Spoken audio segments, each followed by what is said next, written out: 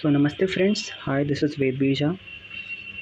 मैं यहाँ पे आया हूँ नीट 2025 के दो कंट्रोवर्शियल क्वेश्चंस को डिस्कस करने। उनमें से एक क्वेश्चन है रिलैक्सन वाला जो मैच द फॉलोइंग के फॉर्म में आया था, और एक क्वेश्चन होगा आपका पेडिग्री एनालिसिस वाला जो कि बहुत फेमस है, जो कि बहुत सुर्खियों में चल रहा है। उसमें से मेरे हिसाब से आपको वो रिलैक्सन वाला क्वेश्चन चैलेंज करना ही करना चाहिए, क्योंकि उसके बहुत ज़्यादा स्ट्रॉन्ग प्रूफ एंड एविडेंस है। वो नीट 2021 के PYQ से बहुत हाईली रिलेटेड है। आपको वो चैलेंज तो करना चाहिए। और बात रही पेडिग्री एनालिसिस वाले की,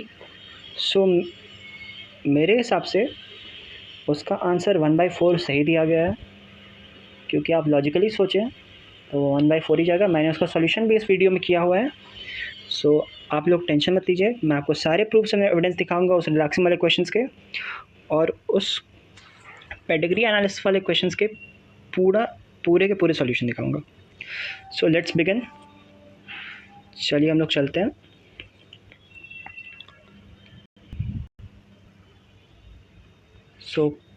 हमारा पहला क्वेश्चन है ये रिलैक्सन वाले, ये मैच द फॉलोइंग। इसे कुछ टीचर ने हाईलाइट भी किया है, जैसे ऋतु रतेवाल मैम है, बहुत फेमस है, और एक और मैम ने इन्हें हाईलाइट किया है जो कि अभी शॉर्ट्स पे बहुत ज़्यादा चल रहा है। देखिए इस क्वेश्चन में दिक्कत क्या है। ये कोड 46 है। NTA ने इसका आंसर 4 दिया है, मतलब progesterone is secreted from corpus luteum, relaxin is secreted from ovary, MSH is secreted from pars intermedia, and catecholamines from adrenal medulla. But main problem A और B में है। आप नीट 2021 का PYQ देखें तो दिखा देता हूँ आपको नीट 2021 का PYQ।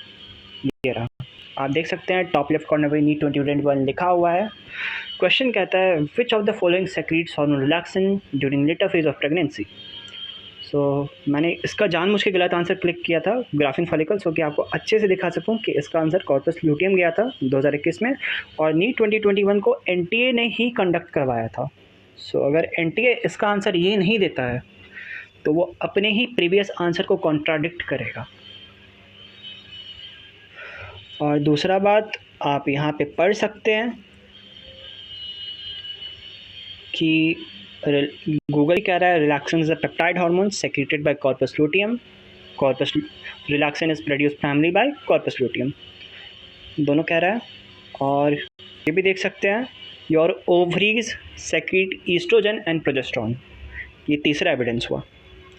मैं आपको ये 3 स्ट्रॉन्ग एविडेंसेस दे रहा हूँ जिसके बेसिस पे आप इसे चैलेंज कर सकते हैं इस क्वेश्चन को। इसका आंसर ये भी हो सकता है कि progesterone will go to ovary, means A का 2, relaxin will go to corpus luteum, B का 4, and MSH and catecholamines will be remain same, means MSH from pars intermedia, catecholamines from adrenal medulla. अब अगर आपको इस question को challenge करना है तो मैं आपकी इसमें थोड़ी हेल्प कर दे रहा हूँ। चैलेंज करते वक्त आपसे NTA कुछ PDF मांगेगा, डॉक्यूमेंट मांगेगा एज अ एविडेंस या प्रूफ कि आपका चैलेंज किया हुआ क्वेश्चन सही कैसे है। मैंने आपके लिए वो PDF बनाया, स्पेशली रात में जग के बनाया था इसे। PDF खोलते हैं। मैं इस PDF का लिंक अपने डिस्क्रिप्शन में दे दूंगा, इस वीडियो के डिस्क्रिप्शन में दे दूंगा। आप उसे क्लिक कीजिएगा, टॉप पे 3 डॉट्स को दबाइएगा, उसे डाउनलोड कीजिएगा और उसे अटैच कर दीजिएगा। और याद रखिए कि चैलेंज करने की लास्ट डेट आज ही है, 11:50 तक रात को। इस वीडियो को ज़्यादा से ज़्यादा ट्रांसफ़र भी कीजिएगा ताकि मैक्सिमम बच्चे इस PDF का फ़ायदा उठा सकें और इसे चैलेंज कर सकें। तो चलिए PDF हम लोग देखते हैं। PDF देखा जाए, क्योंकि NTA PDF फॉर्मेट में ही एक्सेप्ट कर रहा है।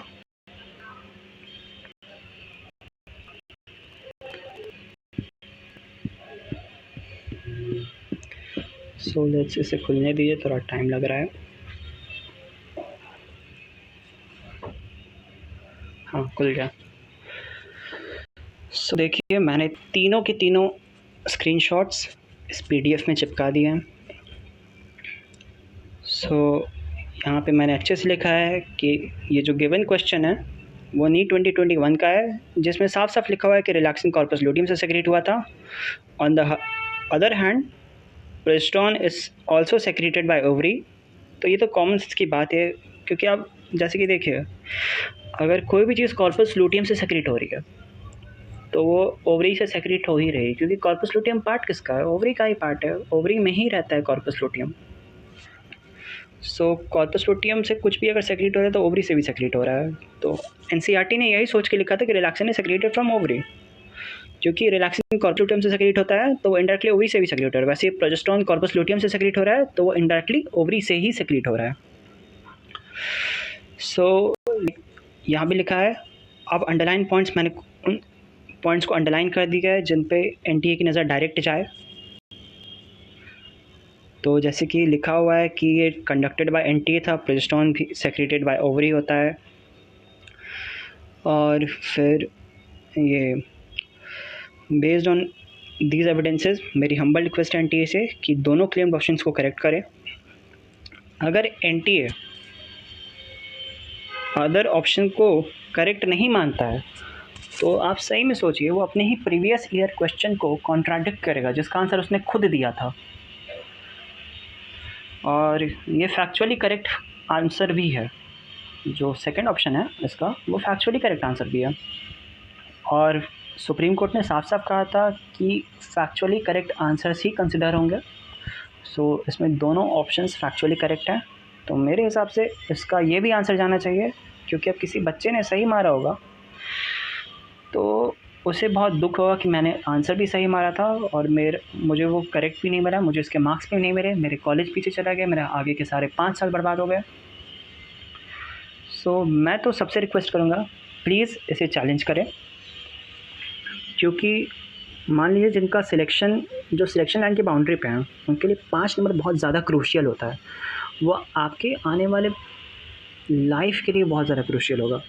और वही जिनके सिलेक्शन हो रहे हैं, मतलब कि जो सिलेक्शन के जो कट ऑफ के बहुत ज़्यादा आगे हैं, सो उनके लिए भी ये बहुत इंपॉर्टेंट हो जाता है, क्योंकि उनका कॉलेज डिसाइडिंग फैक्टर हो जाता है। 5 मार्क्स पे पिछले साल 500 रैंक्स, हज़ार रैंक ऊपर गए थे।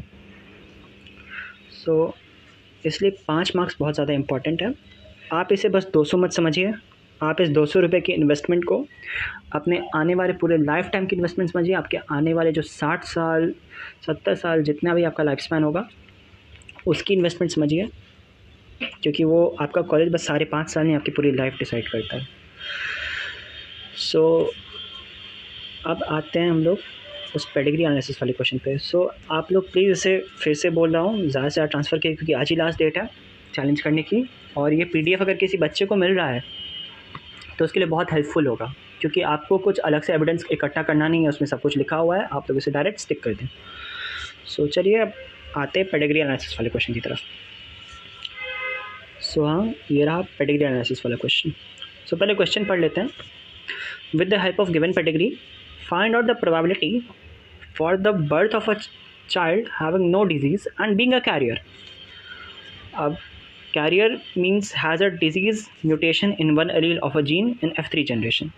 So ये पूछ रहा है कि डिजीज़ नहीं होना चाहिए और कैरियर भी नहीं होना और कैरियर होना चाहिए।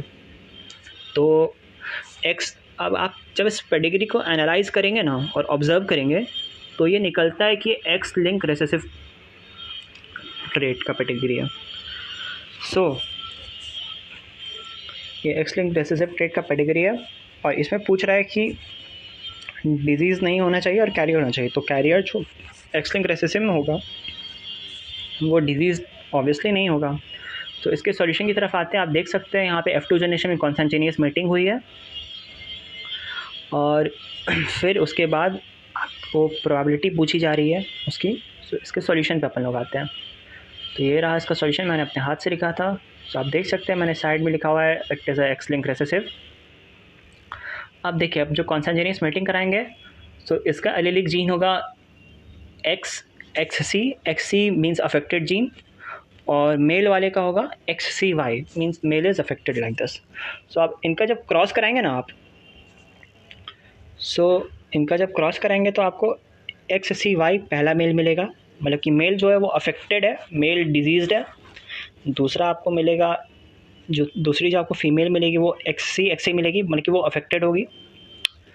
आप देखिए आपको आपको दूसरा जो मेल मिलेगा वो आपको मिलेगा XY, मतलब कि ये डिजीज़्ड भी नहीं है, वो डिजीज़ नहीं है बट कैरियर भी नहीं है। बट हम लोग से क्या पूछा जा रहा है कि उसको डिजीज़ नहीं हो बट वो कैरियर हो। सो वैसा एक ही प्रोजेनी है जो कि X जीन वाला है। सो इसके हिसाब से अगर आप दोनों स्टेटमेंट्स को मतलब कि not a disease but a carrier, so बस वो X ही हो रहा है। तो मैंने लास्ट में लिख भी दिया है, since the question ask about the unaffected person but being a carrier, it is only XC। So अब इसकी प्रोबेबिलिटी क्या बन रही है, X हमारा एक ही है और हम लोग की टोटल नंबर ऑफ जो प्रोजेनी है वो 4 है, तो उसका बन रहा है 1/4 इसकी प्रोबेबिलिटी बन रही है। सो होप सो आपको ये सॉल्यूशन समझ में आया होगा और यही एविडेंस है कि ये नहीं जाना चाहिए। और एक और दिखाई देता हूँ कि वो फिग वाला जो क्वेश्चन था ना, तो उसका सेकंड स्टेटमेंट गलत कैसे है। तो उसका सेकंड स्टेटमेंट में लिखा हुआ है that fruit gets pollinated, but NCERT के लाने की इनफ्लोरेसेंस पॉलिनेट होता है। सो उस कारण से वो गया है, क्योंकि फ्रूट तो कभी पॉलिनेट नहीं होता है, आपको ही पता है, पॉलिनेट तो हमेशा फ्लावर होता है, inflorescence indirectly. So hope so आपको ये वीडियो अच्छा लगा होगा। मैं एक बार फिर से बोल रहा हूँ, इस वीडियो को ज़्यादा से ज़्यादा ट्रांसफ़र करें क्योंकि आज ही लास्ट डेट है चैलेंज की। और ये वीडियो अगर किसी को मिलता है, वो PDF फाइल अगर किसी को मिलती है तो उसके लिए बहुत ज़्यादा बेनिफिशियल होगा, क्योंकि उसका मतलब कि एक टाइप से उसके लाइफ में एक बहुत बड़ा हेल्प मिल जाएगा उसको, क्योंकि वो 5 नंबर बहुत ज़्यादा क्रूशियल है। मतलब कि आप लोग समझ सकते हैं जो पिछले साल जिनका कुछ नंबर से कॉलेज छूटा होगा। सो मैं नहीं चाहता इस बार भी किन्हीं के साथ वैसा हो कि जिसने अगर सही आंसर मार्क करके आया तो उसे मार्क्स मिलने चाहिए। So with all that I am very thank you. Please subscribe my channel with V Square J classes. Thanks.